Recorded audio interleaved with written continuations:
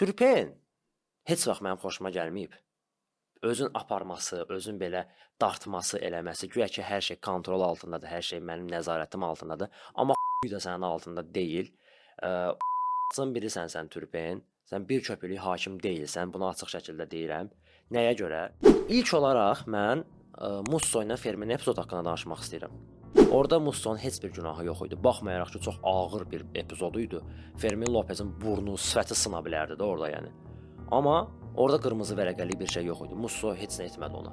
Musso topa oppandı, ayağını açdı belə. O da gəldi onun ayağına girdi. Okey, bunu anlayıram. Amma mənə bir nəfər izah etsin. Olmo'nun epizoduna görə hakim nəyə görə penalti təyin etmədi? Adam cərimə meydançasının içərisinə daxil olur, artıq topu sağa çəkib zərbə endirməyə hazırlaşır. Bu anda Lorentonu kəllə tələyir. Daha sonra ayağı ilə topa toxunur. Və bizim şərhçilər qayıdıb deyir ki, bu topa oyunu idi. İlk toxunuş topa idi.